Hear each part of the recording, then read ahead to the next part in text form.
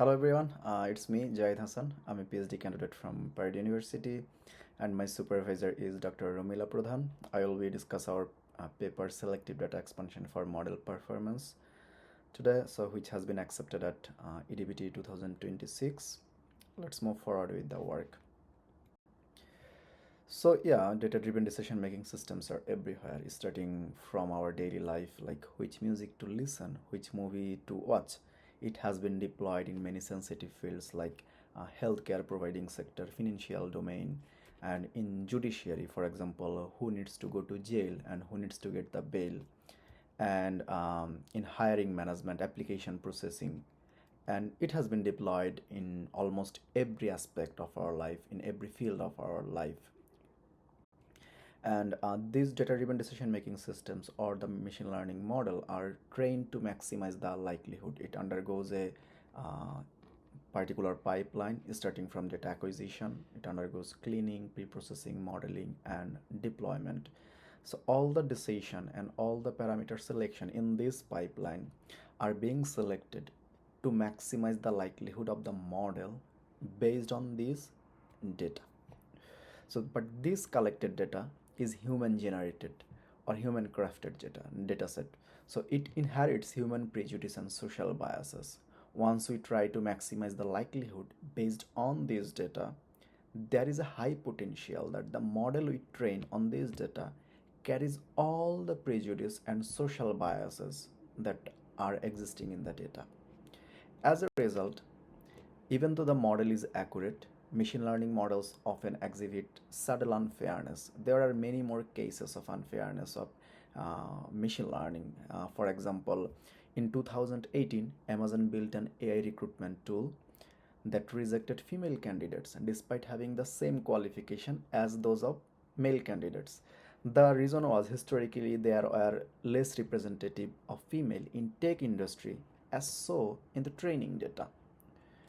And another example is Nikon once built an algorithm for identifying whether an object blinks or not. It showed very poor performance on East Asian people.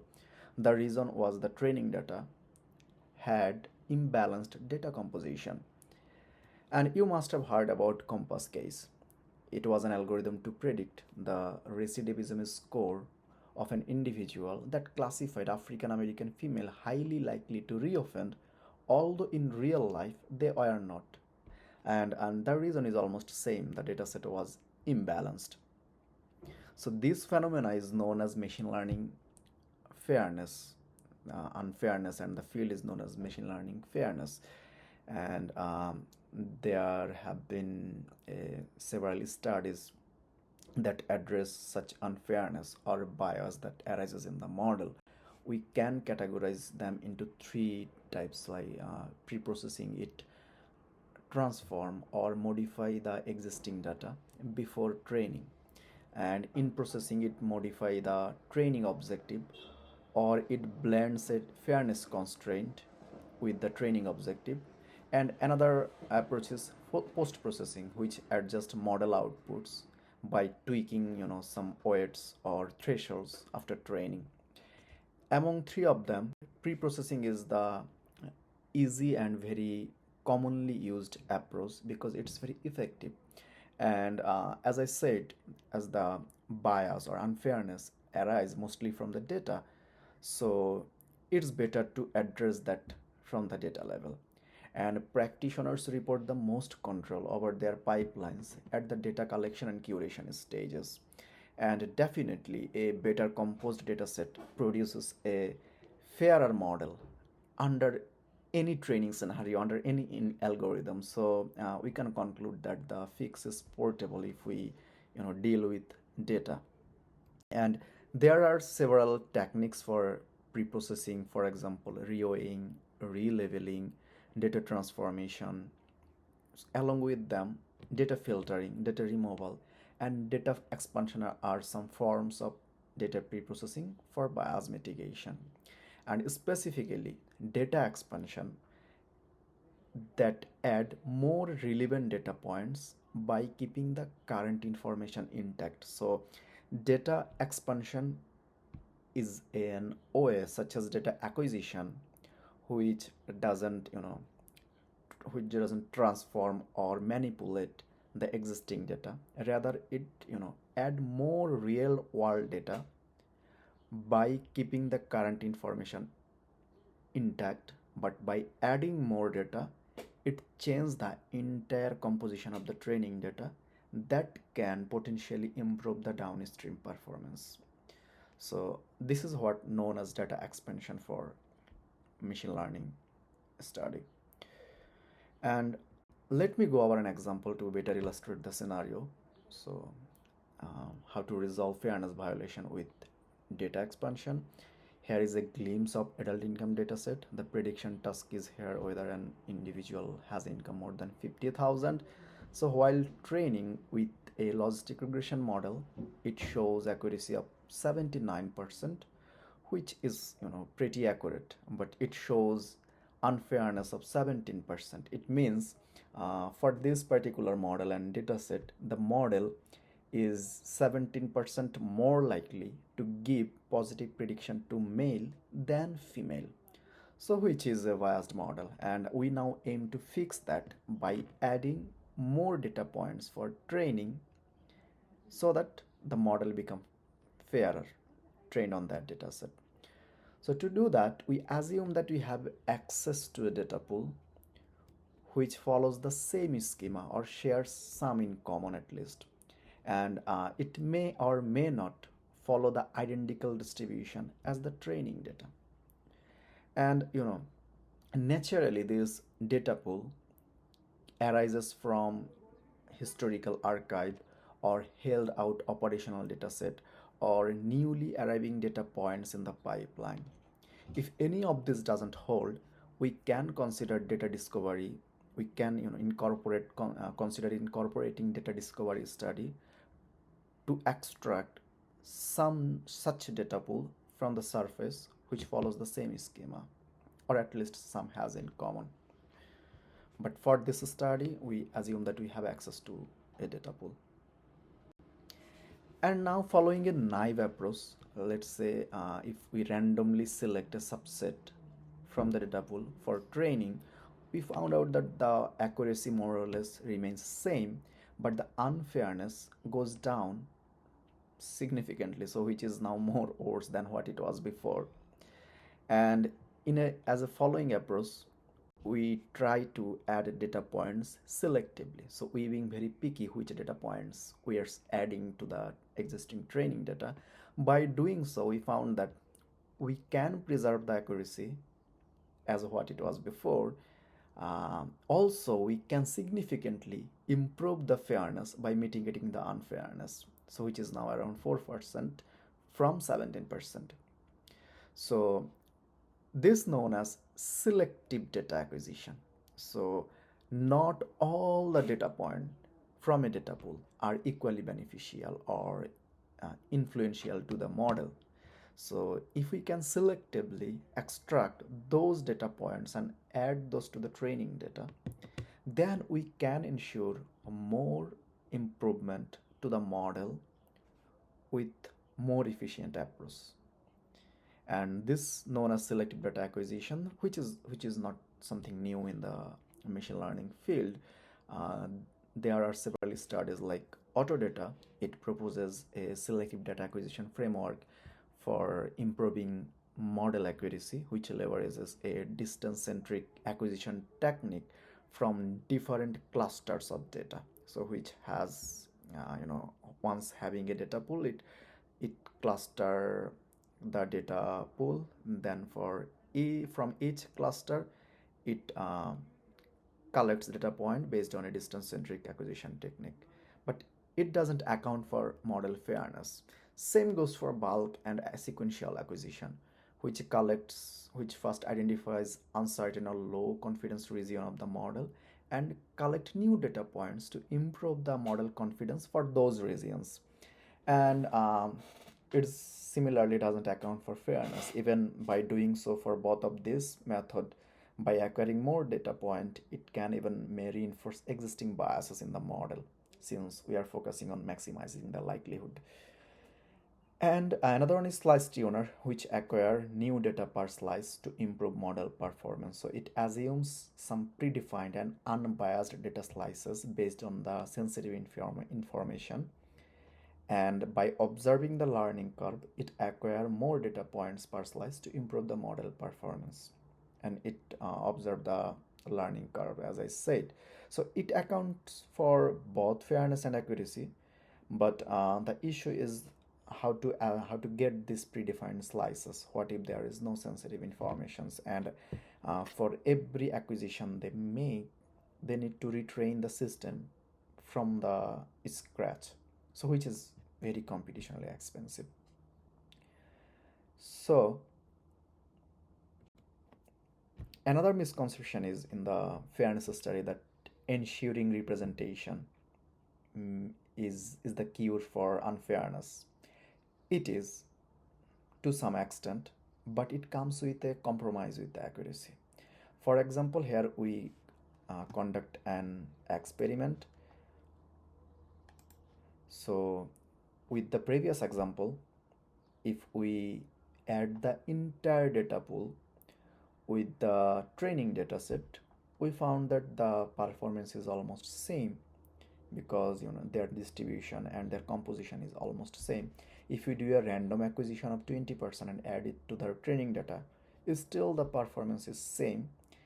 If we do uniform, it means our training data is as it is, but for the acquired data point, we maintain the same ratio for both demographic group.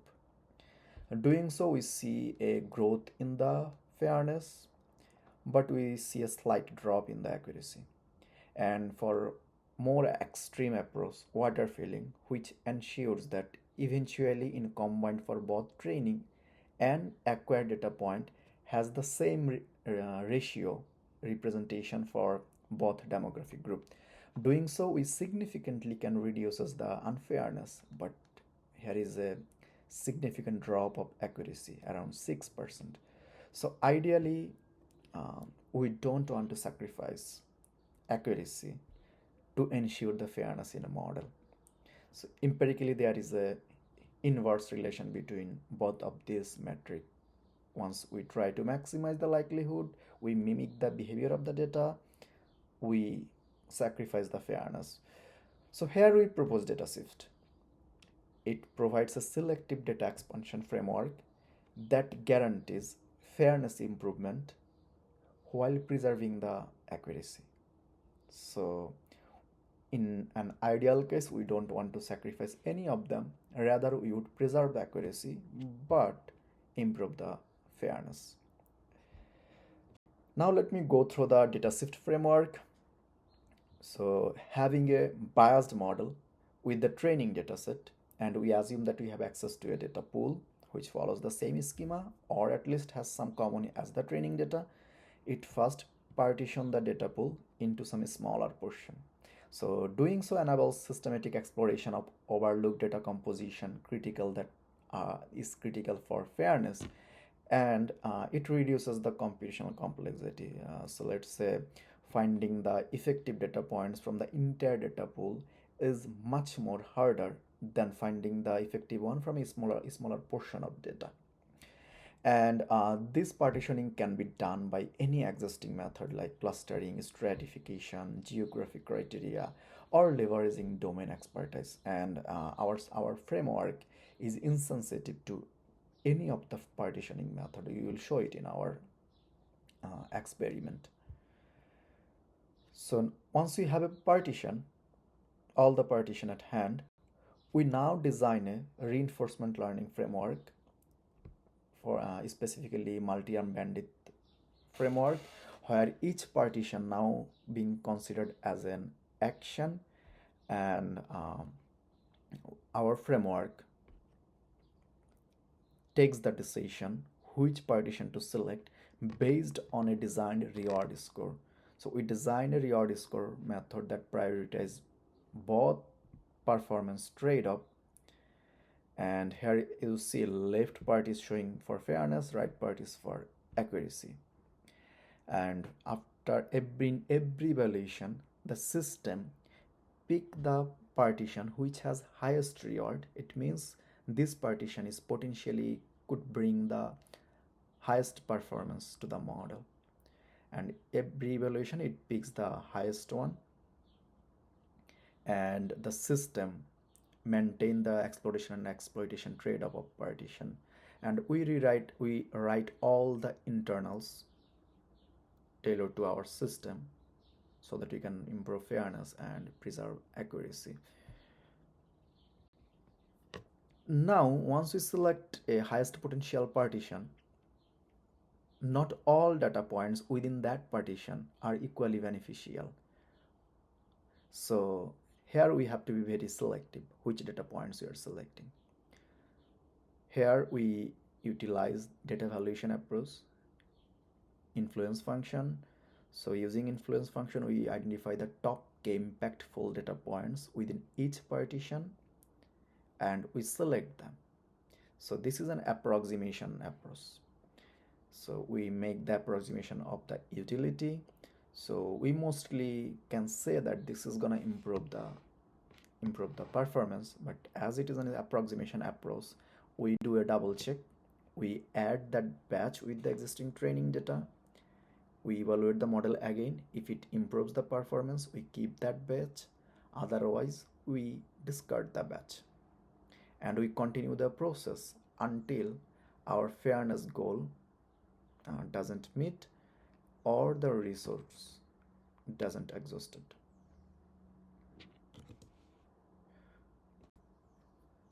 Now, I will show some experimental result. We have experimented over 6 real-world dataset which has different objectives, different compositions, and different sensitive informations.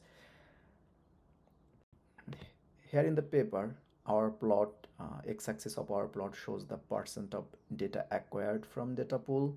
The y-axis represent the fairness metric. We consider different types of fairness metrics: statistical parity, true positive parity, predictive parity, equalized odds. We write all of them in such a way so that the closer to 0 indicates the better. And the green shaded region is the fairness region. So achieving 0 unfairness is impossible. It sounds like achieving 100% of accuracy. So we allow a tolerable threshold around the 0 unfairness and we defined it as our fairness region. So we aim to achieve the model fairness in this region. And these are some baseline methods we have considered. Auto data slice tuner I have already discussed. Random acquisition, it acquires data points randomly from the data point. Entropy acquires data point in such a way it picks the top k which has the highest uncertainty score.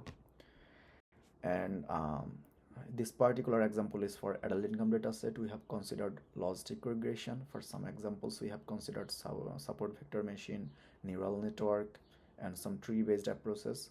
And the metric we have considered is statistical parity here, but we additionally considered multiple metrics.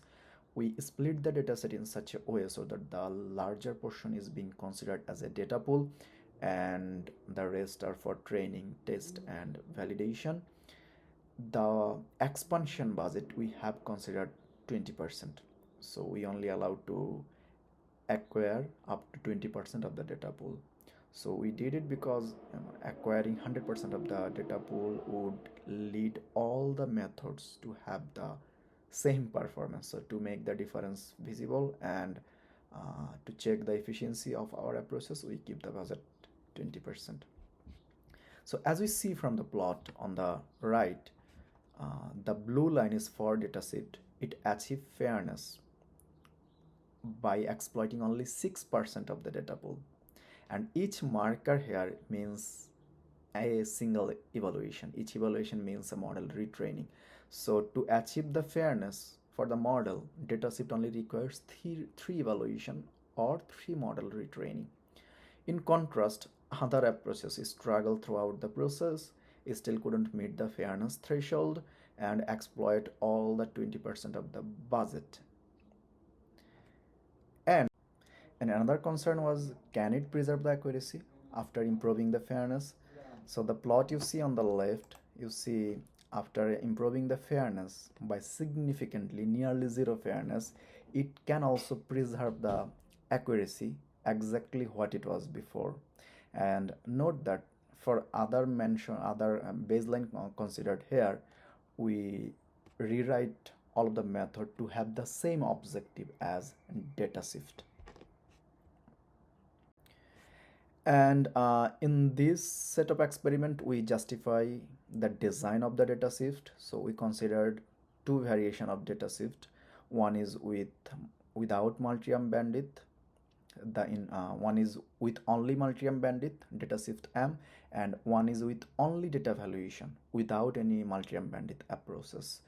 So DataSift is the blue one, similarly, and this sky blue one is for only influence function. The orange one is on for the DataSift with multi-arm bandwidth approaches. So as we see, DataSift M couldn't, so it randomly acquired the batches from the data pool from the partition, so it couldn't achieve the goal uh, within the budget and couldn't meet the threshold. And only the influence function for data evaluation which acquired top k data points. So it shows an interesting pattern. It initially had the bias against the unprivileged group. So while we are exploiting more information, more influential information from the data pool, it started being biased against the privileged group. So in ideal scenario, we don't want any of them. One can argue that, okay, what if we can early stop here at this point? We can achieve zero fairness. So to argue with that, here we showed the plot side by side plot. So if we stop here at 2%, so we have to compromise with the accuracy because most of the information here are from the unprivileged group. So the model are exploiting only the unprivileged group, ignoring the privileged group information. That's why we see the bias in the opposite direction. But DataSift is able to preserve the performance throughout the process by keeping the accuracy intact. And we have conducted a extensive ablation study. We vary the data pool distribution. We made a claim that the DataSift is robust against the data pool distribution. So we considered different data pool distribution by allowing some condition about them. We found out that in all cases DataSift works very well, and we considered different partitioning method like clustering, stratification, or state-wise partitioning. It turned out that for state it requires more iteration, but in all cases it achieved the fairness goal that we defined. For states, we consider the partition as each US state as a partition. So overall, all the US state has the same distribution of data, has the same representation or same information for demographic groups. So switching over partitions throughout the process brings only the same new information what we have in the model already. So that's why the system get a bit hard times to identify the good data points, but it is still able to achieve the fairness goal. And we further study the clustering approaches. We consider Gaussian model mixture, we consider hierarchical Birch, K-means DB scan. In almost all cases, it achieved the fairness goal, and the number of iteration is nearly same in all approaches. And finally, and since I said we retrain a fewer number of models than the baselines, because DataSift allows early stops by adding some influential, impactful data points to the model, it early stops the process. So it needs to require a few number of models than other baselines. So since it is the complicated process, model training is the complicated part, so complex part of the pipeline, DataSift requires notably less number of time than other baselines. And If the model training is more complex or the dataset is much larger than what you have now, that difference would be much visible. So final key takeaway is we found that not having more data or better representation resolve fairness issues. Sometimes it compromise the accuracy, but if we can select the right data points to train the model, it can improve both of the metrics at the same time. And here we propose DataSift using multi-arm bandit and data evaluation approaches that improves the model fairness at the same time model accuracy. We have experimented our diverse real-world dataset that shows DataSift is very effective and efficient at the same time. Thank you for listening me. It was me, Jahid Hassan from Purdue. If you have any question, please feel free to reach out to me. And we are responsible data science lab at Purdue. Please explore us for any potential questions, collaboration offers, or opportunities we would like to take. Thank you everyone.